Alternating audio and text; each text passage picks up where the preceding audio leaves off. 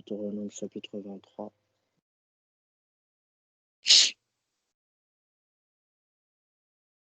J'avais à cœur de nous parler de ce sujet. Mais avant de commencer, j'aimerais le dire comme je le sens à toute personne qui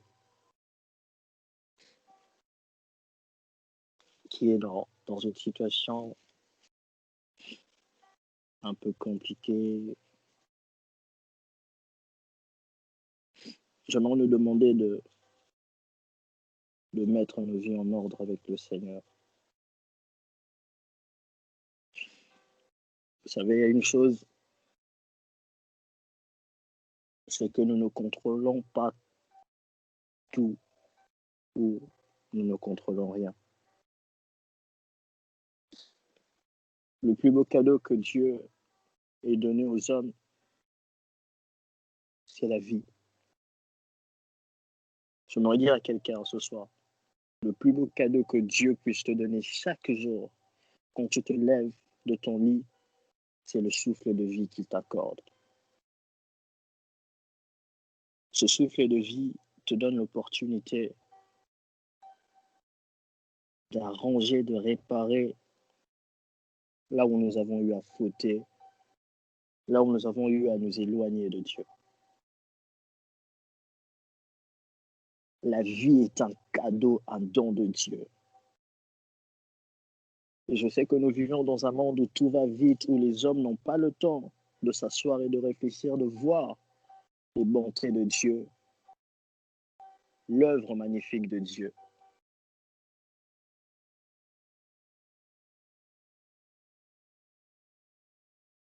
C'était dommage que de se rendre compte de ce beau cadeau que lorsqu'on est cloué sur un lit d'hôpital, de se rendre compte combien est beau la vie que Dieu nous donne, ce souffle de vie.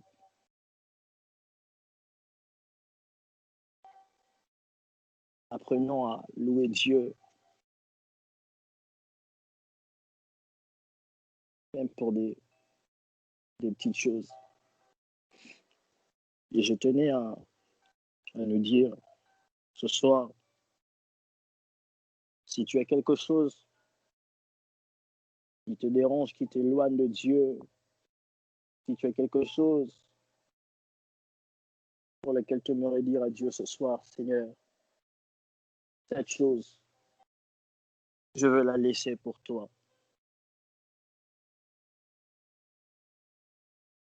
Fais-le. Fais-le. Nous sommes dans le livre de Deutéronome, chapitre 23, le verset 15. Ce sera mon seul verset. Je vais peut-être dire toi quelque chose et ensuite nous allons replonger dans la prière. La Bible dit, car l'Éternel, votre Dieu, parcourt votre camp pour vous protéger et pour vous donner la victoire sur vos ennemis. Tout votre camp doit être tenu pour ça. Et Dieu ne doit y voir rien d'inconvénient qui l'obligerait à se détourner de vous. Combien de fois Dieu ne s'est-il pas décidé où Dieu veut intervenir dans la vie de plusieurs? Dieu veut faire quelque chose, mais Dieu se retrouve comme stoppé, comme bloqué à cause de quelque chose qu'on appelle le péché. Peut-être qu'on n'en parle plus, on n'en parle plus, peut-être plus trop, parce que ça ne veut plus rien dire le péché. Mais le péché a la possibilité de te renvoyer, de te retarder de plusieurs années. Le péché a la capacité d'empêcher la main de Dieu puissante. pas que au fait, tellement Dieu est fidèle à ses principes, le péché peut te résister et peut faire obstacle à la faveur et à la main de Dieu. S'il y a une chose pour laquelle nous devons nous battre jour et nuit, jeunes pour Christ, c'est que nous puissions fuir cette chose qu'on appelle le péché. Lorsque vous lisez dans les livres, je pense, dans Deutéronome, je pense toujours au Exode, je ne sais plus trop. La Bible dit, Dieu dit, je suis vivant, puisqu'ils se sont comportés ainsi, ils feront 40 ans dans le désert. Il dit, ils feront 40 ans dans le désert. Et toute cette génération ne rentreront pas dans la terre promise. Je me rappelle dans mes débuts, ce passage de 1 Samuel. Je me rappelle même avec le frère Junior, il y a une sœur qui s'est fâchée pour dire que ce que Dieu a dit, il le fait toujours. Je dis Amen. Dieu est fidèle à sa parole, il accomplit ce qu'il dit. Il accomplit ce qu'il dit lorsque nous demeurons dans ce qu'il dit. Dieu n'est pas un magicien. Dieu n'est pas un garçon de course. Dieu est roi et Seigneur. Dieu est venu un jour voir Samuel pour lui dire, va dire à Élie, j'avais dit que je ferais telle chose et telle chose. Puisque vous vous êtes mal comporté, je suis vivant. Je me repens de ce que j'ai dit. Je me repens de ce que j'ai dit. Dans le livre de Nombre, je pense que c'était Nombre, dans le livre de Nombre, la Bible dit, Dieu dit, aussi longtemps que je suis vivant. Dieu envoie Moïse pour sortir les enfants d'Israël, pour les emmener à la terre promise. C'était ça la destination et c'était ça le deal de Dieu et Moïse. Mais arrivé quelque part, les enfants d'Israël fautent contre Dieu. Et là, Dieu se voit obligé de retirer ce qu'il avait dit. Dieu dit que cette génération ne rentrera pas. Dieu n'avait pas dit ça à Moïse au départ. Mais sur le parcours, sur le chemin de la vie, de cette avancée avec Dieu, il s'est fait qu'il y a quelque chose qui s'est passé, qui a emmené Dieu à décider autrement. Le péché. C'est à cause de ce petit mot péché que le Christ est venu pour rétablir l'être humain, rétablir l'homme dans sa position, dans sa situation initiale. C'est pour redonner à l'homme cette place qu'il avait, que mon roi a accepté de mourir à la croix nue à cause du péché. Où l'on prend plaisir aujourd'hui. Je discutais avec le frère Junior, je lui disais, s'il y a une chose, je pense que je suis en train de parler aux jeunes. Et pourquoi je parle de cela? Parce que aujourd'hui, j'étais en train de réfléchir et ce mot est venu dans mon esprit. Le péché. Et l'Esprit de Dieu m'a convaincu de nous parler ce soir. C'est pourquoi je disais pour toutes les personnes qui ne sont pas peut-être mariées, mais qui vivent en cohabitation, si vous pouvez le faire, mettez vos vies en ordre avec Dieu. Vous savez, il y a des mots qui sont expliqués aujourd'hui, surtout en Occident. Cohabitation légale, Pax, Pax, un truc comme ça, où on n'est pas marié, mais on peut cohabiter, on peut vivre ensemble. La loi reconnaît cela, mais Dieu ne reconnaît pas cela. Et s'il y a quelque chose pour lequel nous devons nous battre, surtout en tant que jeunes vivant dans cette société qui est en train de mourir, c'est la sexualité.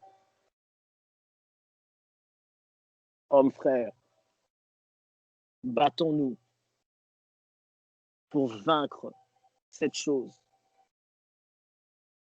Il y a eu des gens qui ont détruit leur vie, qui ont cédé leur vie pour des plaisirs qui ne durent qu'un temps.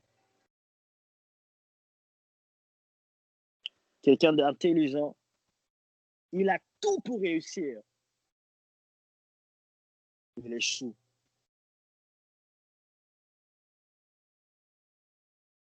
Il échoue. À cause de cette chose qu'on appelle le péché.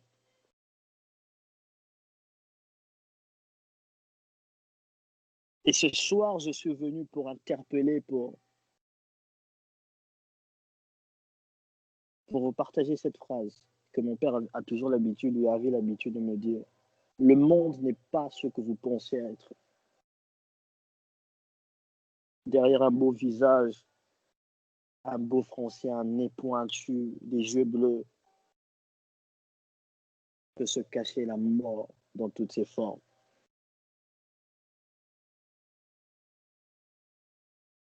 Dans ce passage, la Bible nous montre que Dieu est sur le point d'agir, car l'Éternel, votre Dieu, parcourt votre camp.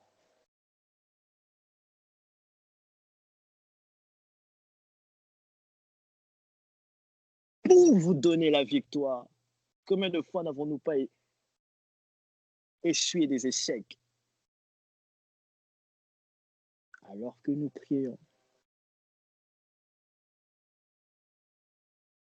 Mais aussi nous continuons à entretenir quelque chose dans la chambre secrète de Dieu, qui n'a pas sa place dans la vie des enfants de Dieu. Une vie de péché, une vie sans consécration, une vie sans détermination. Je suis fatigué d'entendre tout le temps le réveil. Le réveil. Je ne suis pas contre le réveil. Mais je me suis rendu compte, comme le pasteur David Lutherson le disait, que ce ne sont que des mots. Ce ne sont que des mots.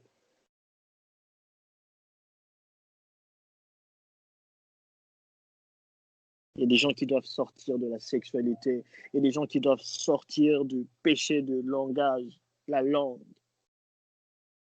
Parce que quand on parle du péché, souvent on ne voit que ça. Satan n'a pas commis d'impudicité au ciel. Il a simplement jalousé.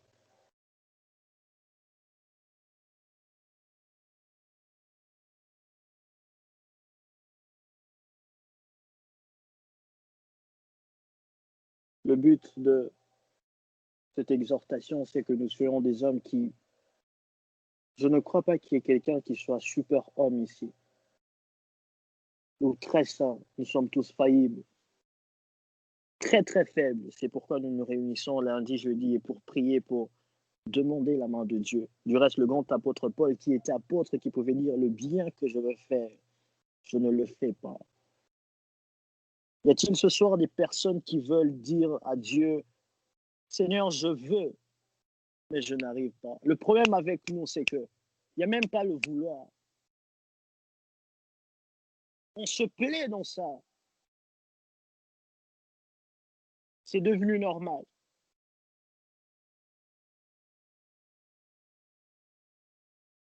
Lorsque Dieu voit à l'intérieur de toi une petite motivation, Dieu s'intéresse à toi. Car il est écrit, ce qui est impossible aux hommes est possible à Dieu. Dieu veut se sentir Dieu. Mais Dieu ne peut pas cohabiter avec le péché. Dieu ne veut pas que nous soyons de ceux-là qui vivent dans le péché. Dieu ne veut pas que nous soyons de ceux-là qui entretiennent ce virus.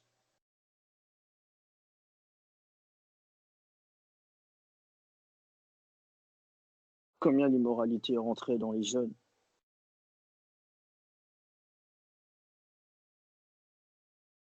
Et Dieu qui est bon, quelquefois il se tait, personne ne voit. Vous savez, l'autre fois, j'étais en train de dire, moi, ce qui me dérange en ce temps-ci, c'est que Dieu est silencieux. Ça devrait nous faire peur quand Dieu est silencieux. Tout le monde peut venir dire Dieu dit, Dieu fait, Dieu dit. Dieu est silencieux.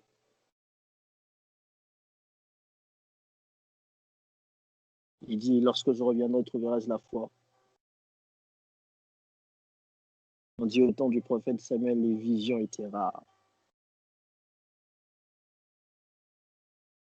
Au temps du prophète Élie, il y avait une confusion.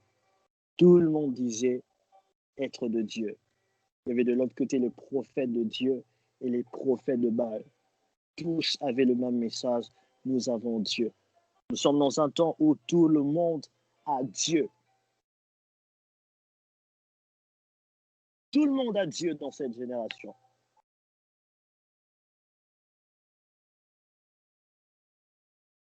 Tout le monde veut aller là où ça bouge.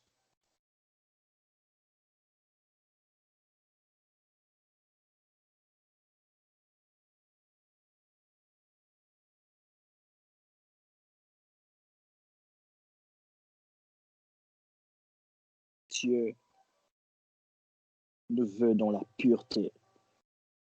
Dieu veut accorder des victoires. Il veut délivrer des vies. Il veut donner de l'élan à certaines personnes.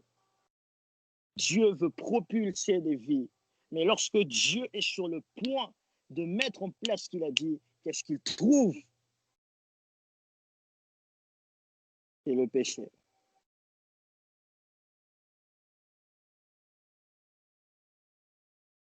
Nous sommes dans une génération où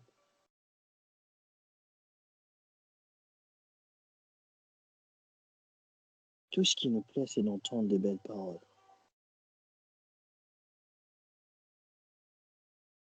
Je dis, c'est pourquoi nous devons apprendre à écouter Dieu nous parler de peur, parce que Dieu a dit, laissez-les croître ensemble. Si nous vivons dans une vie de péché, il nous sera difficile de discerner la voix de Dieu. Et c'est pourquoi nous entrons dans une confusion. C'est pourquoi lorsque le Christ viendra, pourquoi? Parce que le péché va augmenter. Et le péché apporte un voile qui nous empêche de voir et d'entendre Dieu.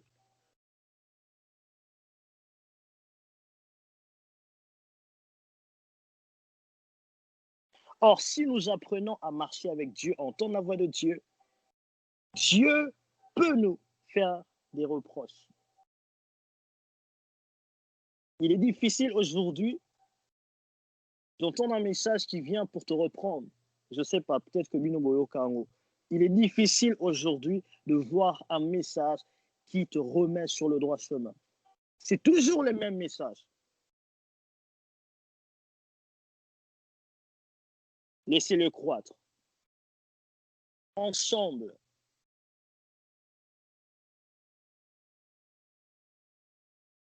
Livrez le lait. L'apôtre Paul pouvait dire que c'est comme s'il y avait un autre esprit, un autre Saint-Esprit. Frère, c'est pas parce que quelqu'un peut donner des détails sur ta vie que c'est Dieu.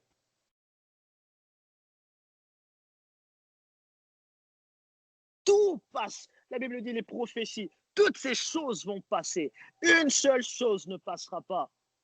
C'est la parole de Dieu. Et j'aime quand le pasteur David Wilkerson pouvait dire, c'est le temps de prendre la parole de Dieu au sérieux, parce que Dieu accomplit toujours ce qu'il a dit. Qu'est-ce que Dieu gagnerait en nous disant, fouillez telle chose ou telle chose, il est Dieu, il est assis sur son trône, que tu l'acceptes ou que tu ne l'acceptes pas, ça ne le touche en aucun moment. C'est pour notre bien. Dieu veut nous voir dans la paix, dans la joie. Le péché nous enlève la paix.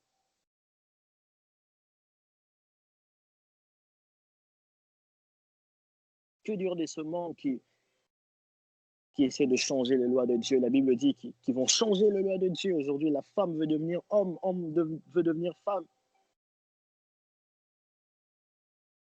On ne peut plus rien dire avec ce mouvement de féministes.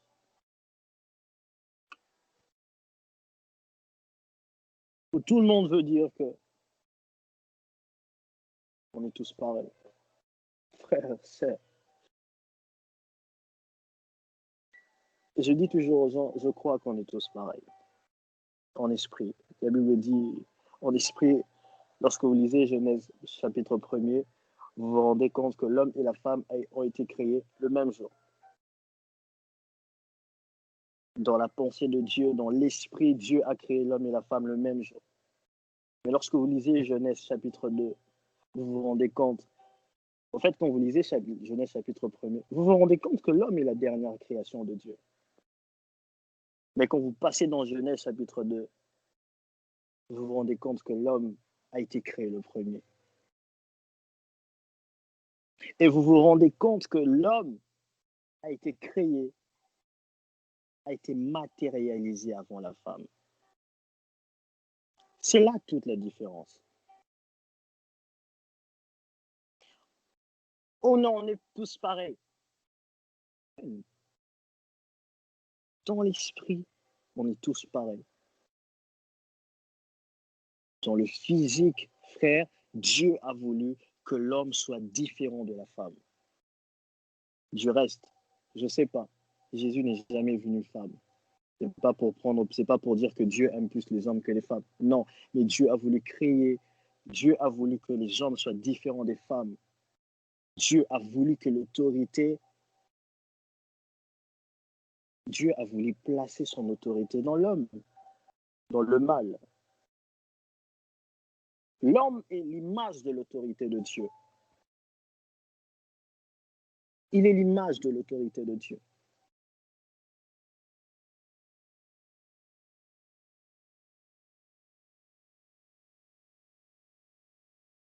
Et dans notre génération,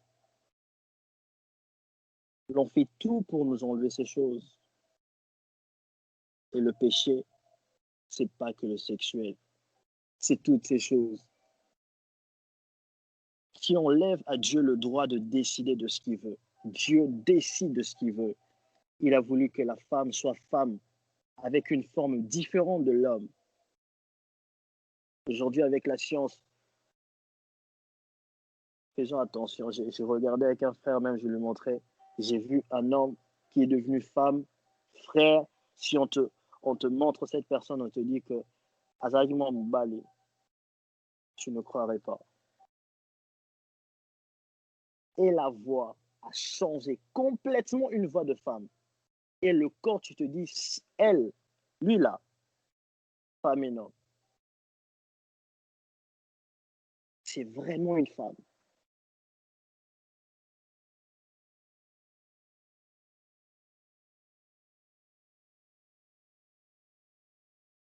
Cette génération est arrivée à faire ça. Frères, sœurs, nous voulons vivre Dieu. Marchons dans la pureté. Beaucoup d'entre nous ici n'ont peut-être pas la vie qu'ils devraient avoir, simplement parce nous avons eu à entretenir quelque chose qui nous a ralenti dans notre marche. Le péché.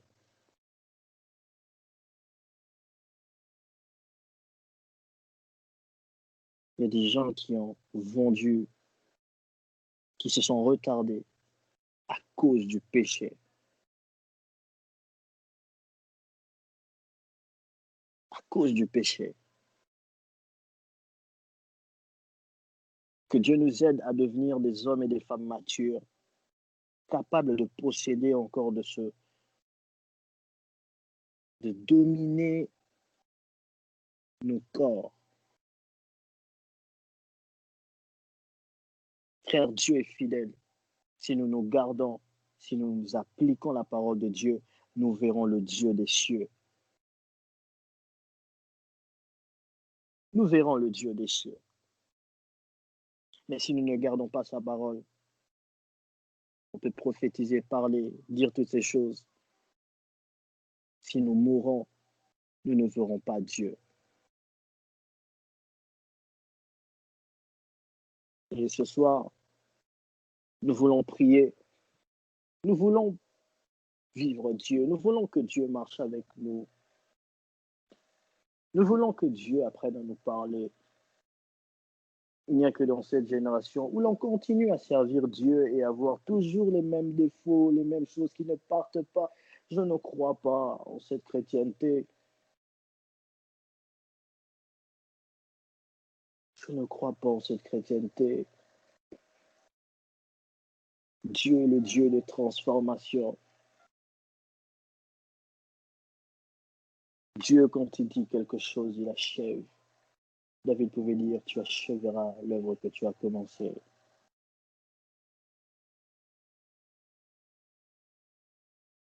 Dieu, quand l'Esprit de Dieu vient dans la vie d'une personne, l'Esprit commence à nous cultiver, à nous enseigner, à nous faire grandir dans l'amour, dans la paix, dans la sainteté, à aimer les choses de Dieu.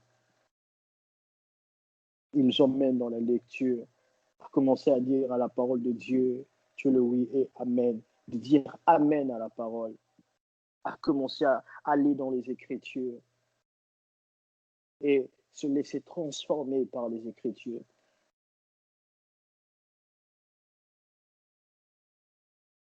Donc voilà un peu ce que j'avais à cœur pour nous ce soir. C'est que Dieu dit qu'il est en train de parcourir. Dieu est sur le point de nous donner la victoire sur des choses qui nous ont dominés. Mais ce que Dieu nous dit ce soir, marchez dans la pureté. Éloignez-vous du péché. Éloignez-vous du péché. Surtout au Congo, dans mon pays, où les jeunes filles, ça donne aux hommes n'importe comment parce que pas en voiture, en tout cas. Et c'est ces mêmes jeunes filles qui vont ressortir avec des frères et ces occultistes qui ils sèment des choses. Et vu qu'aujourd'hui, on n'a pas de limite, on va les coucher n'importe comment avec les mêmes filles. Et les occultistes prennent des choses précieuses qui sont à nous parce qu'on n'a pas une vie de discipline, parce qu'on n'a plus la peur du sexuel. C'était un tabou à l'époque. Je préfère même à l'époque où le sexe était un tabou. Ça nous protégeait, ça nous gardait. Aujourd'hui, c'est devenu tellement... Tout le monde en parle avec beaucoup de légèreté. Et des vies sont détruites comme ça. Des vies sont détruites pour des plaisirs. Et l'ennemi connaît la puissance, la profondeur du sexe. Et il vient pour prendre. Et le résultat, c'est des vies bloquées. Des gens qui, un mois fort et puis tu redescends. Il n'y a pas de stabilité, on n'avance pas. Des portes fermées, mais on continue à aller à l'église et l'ennemi se dit, ok, continuez à aller à l'église. Continuez. Aussi longtemps qu'on ne prend pas une décision ferme pour dire ce soir, ça suffit. Je veux me lever et avancer avec Dieu. Même lorsque je n'aurai plus de force, même lorsque toutes les forces vont me quitter, pour me dire, vas-y. Seigneur, donne-moi à ressentir même ce petit truc-là qui va me garder. Hommes, frères, mettons nos vies en ordre avec Dieu. Fuyons le péché sexuel. Fuyons le sexe. Mettons-nous en ordre avec Dieu. Ce n'est pas normal que lorsqu'on n'est pas marié, qu'on vive ensemble. On le sait tous. Fuyons ces choses. Et si nous nous mettons à appliquer la parole de Dieu, nous serons réellement des jeunes pour Christ. Des jeunes qui pourront impacter des familles, et Dieu pourra nous donner de gagner le monde. Parce que nous aurons compris que tout passe par le sacrifice.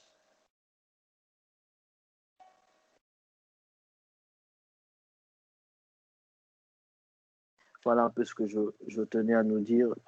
C'est Papa Junior, si tu peux nous conduire dans un petit temps de prière.